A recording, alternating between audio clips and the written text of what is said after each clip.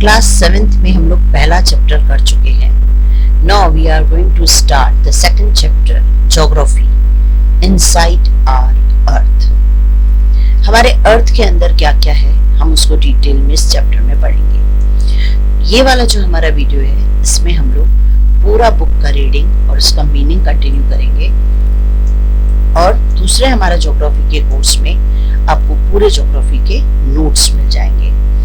इसके अलावा फिर हम लोग टेस्ट, एमसीक्यूज और डिफरेंट टाइप ऑफ क्वेश्चंस, इन सबको बाद में धीरे धीरे करके डील करेंगे। The earth, our homeland, is a dynamic planet. Earth जो है हमारा घर, होमलैंड यानी जहाँ हमारा घर है, ये एक डायनामिक प्लैनेट है। डायनामिक यानी जिसमें बहुत सारी एक्टिविटीज होती है, जिसमें बहुत कुछ होता है। It is constantly undergoing changes inside and outside. इसमें पूरी देर, जिस वक्त हम सोए हैं, बैठे हैं, कुछ भी कर रहे हैं, हमारे अर्थ के अंदर और बाहर बहुत सारे चेंजेस होते रहते हैं। Have you ever wondered what lies in the interior of the earth? What is the earth made up of? तुम्हारे दिमाग में कई क्वेश्चंस आते होंगे कि अर्थ के अंदर क्या है, अर्थ किससे बनी हुई है। तो हम स्टार्ट करते हैं। Interior of the earth. Just like an onion, the earth is made up of several concentric layers with one inside the another. Concentric word को समझने के लिए सबसे पहले ये देखिए, यहाँ पे एक हमने गोला बनाया है जिसका सेंटर है।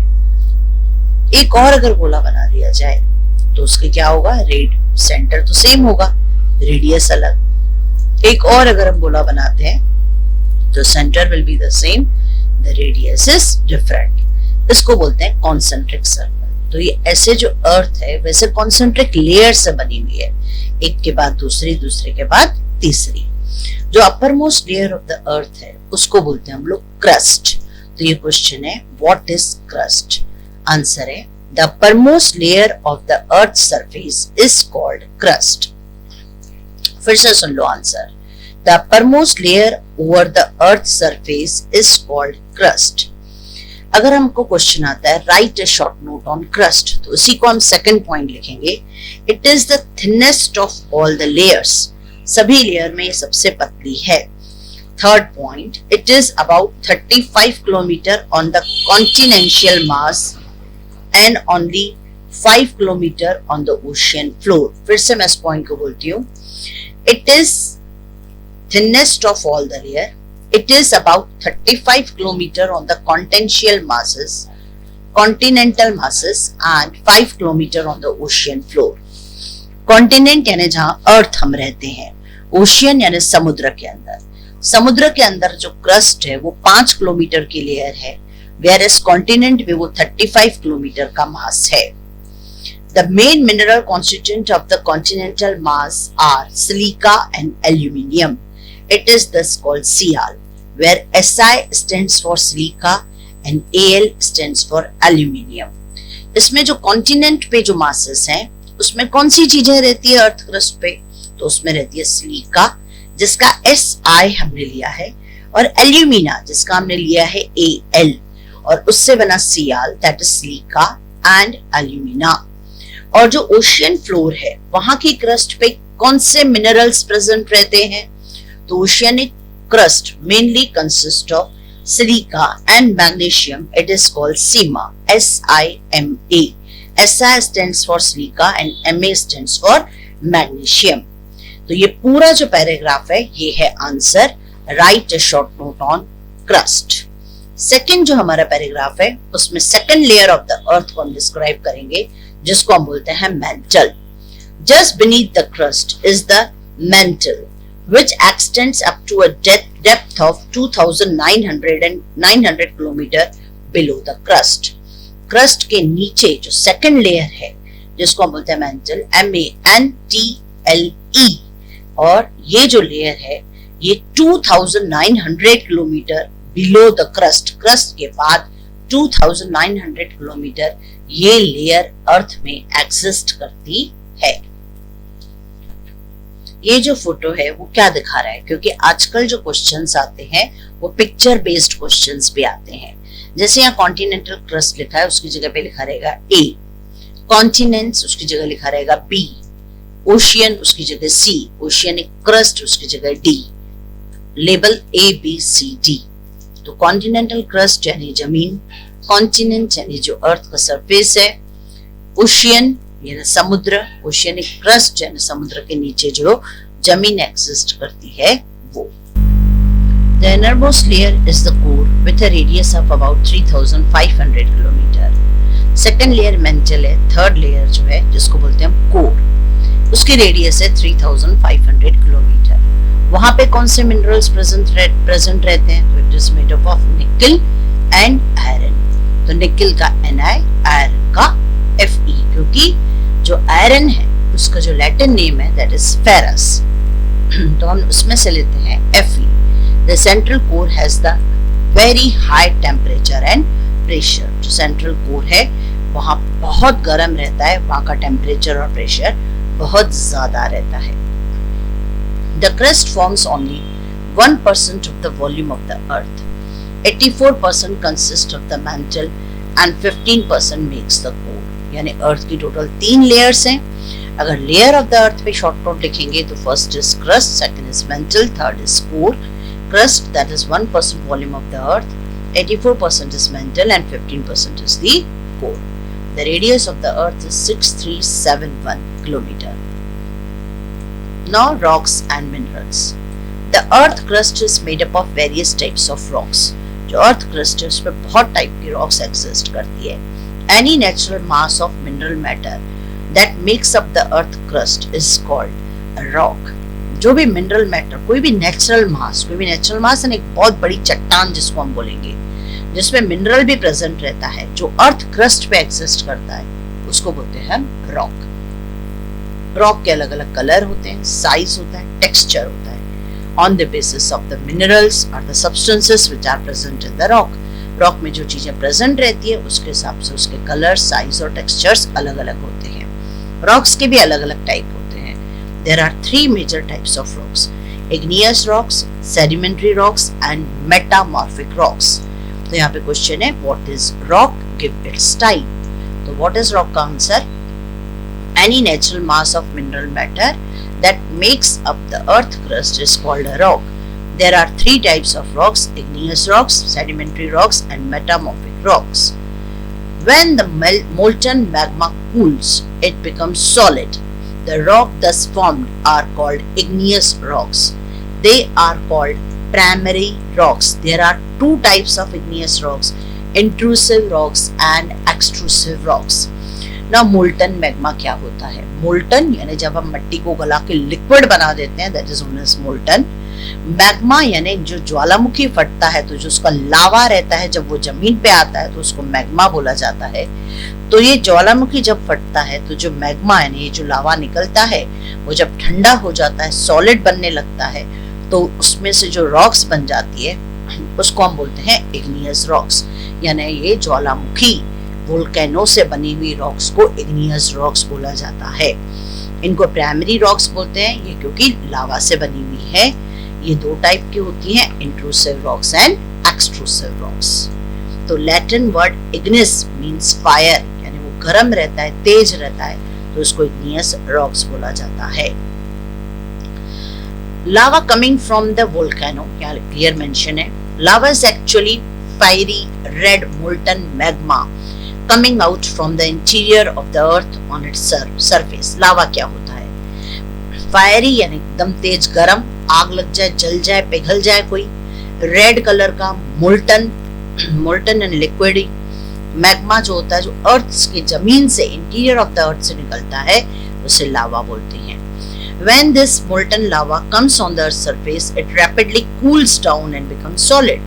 वो इतना तेज गर्म होता है कि वो जब अर्थ सरफेस पे आता है तो ठंडा होने लगता है और सॉलिड बन जाता है, और इस तरीके से जो अर्थ क्रस्ट पे रॉक्स बनती है उसे हम लोग एक्सट्रूसिव इग्नियस रॉक्स बोलते हैं। They have very fine grained structure। एकदम उसके स्ट्रक्चर को स्टडी किया जा सकता है, छोटे छोटे ग्रेन्स के जैसा बना हुआ इसका स्ट्रक्चर है। इसके एग्जाम्पल है basalt. The Deccan प्लेटू is made up of basalt rock. हमारे मैप में हमारे इंडिया का जो बहुत बड़ा प्लेटू है जिसका नाम है डेक्कन प्लेटू, वो इस टाइप की रॉक से बना हुआ है। Sometimes the molten magma cools down deep inside the earth crust. The solid rocks so formed are called the intrusive igneous rocks. और कई बार लावा पूरा बाहर निकल के अंदर ही कहीं जमा हो जाता है और वहां पे वो कूल होने लगता है, तो उसको intrusive igneous rocks बोलते हैं। Since they cool down slowly, ये धीरे धीरे, क्योंकि बाहर तो एटमॉस्फेयर है, ठंडा फास्ट होता है, पर जो अंदर रॉक्स ठंडी होती है उसको टाइम लगता है, वो धीरे धीरे ठंडी होती है। एंड उसका एग्जांपल है granite is an example of such rock. Grinding stones used to prepare paste powder of spices and grains are made up of granite. Now rocks roll down, crack and hit each other and broken into small fragments, and these smaller particles are called sediment. अभी हम second type of rock पढ़ रहे हैं, that is sedimentary rock। पहला वाला जो paragraph है that is the example, पूरा पैराग्राफ जो आएगा वो igneous rocks में आएगा। Now second type that is sediment। कई बार rocks आपस में टकराती हैं, क्रैक हो जाती है, किसी वजह से हिट होती हैं, तेज हवा चलने की वजह से, इरोजन की वजह से, और वो टकरा के छोटे छोटे टुकड़ों में टूट जाती है। तो उन छोटे पार्टिकल्स को, छोटे टुकड़ों को हम बोलते हैं सेडिमेंट्स। ये जो सेडिमेंट्स हैं, दीज आर हवा से, पानी से एक जगह से दूसरी जगह लेके जाए जाते हैं। दोज लूज सेडिमेंट्स, जो पहले लूज हैं, वो एक जगह पे जमा होने के बाद एक दूसरे के ऊपर और पार्टिकल्स आते जाते हैं और वो कॉम्प्रेस हो जाते हैं, वो दब के हार्ड बन जाते हैं और डिफरेंट लेयर ऑफ रॉक्स बनती है, उसको हम बोलते हैं सेडिमेंट्री रॉक्स। इसका एग्जांपल है sandstone, made up of grains of sand, sand से बने हुए sandstone. These rocks may also contain, in rocks में फॉसिल्स ऑफ प्लांट्स, एनिमल्स और कुछ माइक्रो ऑर्गेनिजम्स भी रहते हैं। Igneous and sedimentary rocks can change into metamorphic rocks। अब igneous और sedimentary rocks जो होती है वो metamorphic rock में बदल जाती हैं under the great heat and pressure। बहुत heat और pressure की वजह से कई बार igneous और metamorphic rock convert होके igneous और sedimentary rocks convert होके metamorphic rocks में convert हो जाती हैं। जैसे clay changes into slate and limestone into marble। ये 1 मार्कर पेपर में क्वेश्चन आता है। clay changes into dash slate, limestone changes into dash marble. या एक्सेसिव हीट और प्रेशर की वजह से लाइमस्टोन एक टाइप का रॉक है जिसको हम चूना भी बोलते हैं, उसके ऊपर अगर एक्सेसिव हीट प्रेशर वगैरह डाल दिया जाए तो it will convert into marble. Now how rocks are useful to us. The rocks are very useful to us. ये क्वेश्चन है, how rocks are useful to us. Answer, the hard rocks are used to make the road, house and buildings. बड़ी बड़ी hard rock से road, houses और buildings बनते हैं। कई games में भी, जैसे पिट्ठू करके जो गेम है हम बचपन में खेलते थे, जिसमें 7 स्टोन्स को एक दूसरे के ऊपर रख के खेला जाता है, या 5 स्टोन, गिट्टी यानी जो काले पत्थर होते हैं वो, हर एक चीज जो होती है वो रॉक से बनी हुई रहती है। यहाँ पे जो रेड फोर्ट है that is made up of red sandstone से। जो ताजमहल है that is made up of white marble से। और ये सब जो है these are rocks. You will be surprised to know that one type of rock changes to another under certain conditions and in a cyclic manner. इसको हम बोलते हैं रॉक साइकिल, जिसमें एक रॉक दूसरे रॉक में कन्वर्ट होती है और यही प्रोसेस कंटिन्यू होता है। और इसको अगर मैं एक बार फिर से बताती हूँ आंसर कहाँ है, तो one type of rock changes to another type, यानी एक रॉक दूसरी रॉक में बदल जाती है कुछ कंडीशंस में, अगर वो कुछ कंडीशंस उसको मिली तो। इन अ साइक्लिक मैनर, यानी साइकिल हमेशा चलती रहती है। द प्रोसेस ऑफ ट्रांसफॉर्मेशन यानी बदलना, the process of transformation of rock from one to another is known as rock cycle. Very important question, what is the rock cycle? Now, when the molten magma cools, तो मैंने आपको पहले ही बताया, जब volcano, जब ज्वालामुखी फटता है तो वोल्केनो से जो लावा जो बाहर निकलने के बाद जैसे मैग्मा बोलते हैं वो निकलता है, और वो जब ठंडा हो जाता है तो वो एक रॉक में कन्वर्ट होता है जिसको बोलते हैं igneous rock. When the molten magma cools, it solidifies to become the igneous rock. पहला point. These igneous rocks are broken down into smaller particles that are transported and deposited to form the sedimentary rocks. ये जो rocks हैं, igneous rocks, वो किसी वजह से टूट जाती हैं, फिर एक के ऊपर दूसरी layers आके जमा होते होते sedimentary rock में बदलती है. The igneous rocks breaks and it will convert into a sedimentary rock.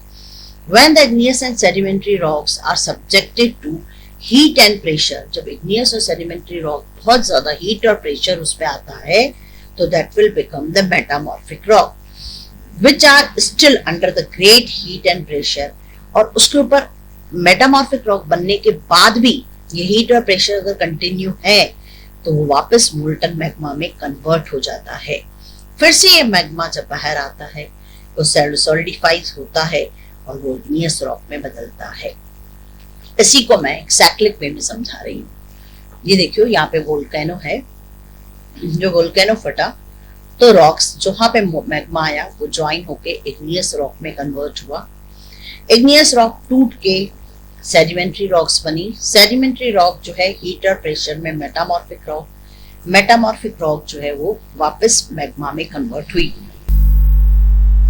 Now ये मैग्मा जो है वापस igneous रॉक, सेडिमेंट्स और ये प्रोसेस कंटिन्यू हुआ. कई बार सेडिमेंट्री रॉक एक्सेस इतना ज्यादा हीट और प्रेशर होता है तो उसमें से भी मैग्मा बन जाता है.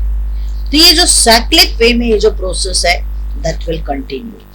यानी एक रॉक पहले मैग्मा से igneous रॉक्स बनना, igneous रॉक से सेडिमेंट्री रॉक बनना, सेडिमेंट्री रॉक से मेटामॉर्फिक रॉक बनना, और उसको और हीट और प्रेशर दिया तो that will again convert into magma.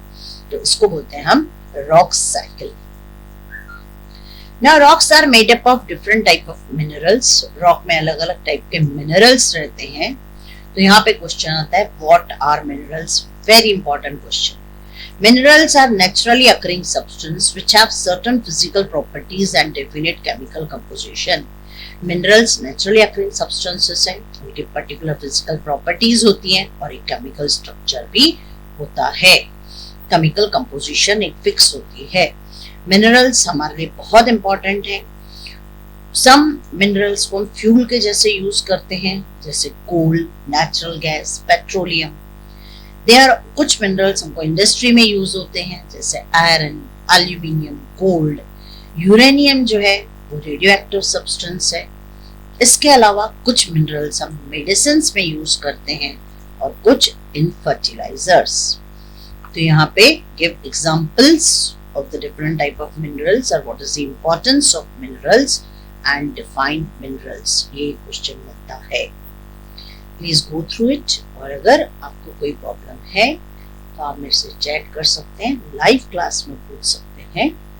और अगर आपको इसके अलावा भी कोई प्रॉब्लम है तो आप मेरे से डायरेक्ट कांटेक्ट भी कर सकते हैं बाय चैटिंग एंड मैसेजिंग. इसके अलावा इसके सारे जो नोट्स, क्वेश्चन आंसर्स हैं, वो सब हम एक सेपरेट ज्योग्राफी कोर्स में देंगे. अगर आपको वो चाहिए तो आप वो भी ले सकते हैं. रेगुलरली हम लोग लाइव क्लास लेंगे, हम सैंपल क्वेश्चन पेपर्स डालेंगे, आप वो दे सकते हैं और उसके आंसर्स भी हम आपको फॉरवर्ड करेंगे. Thank you.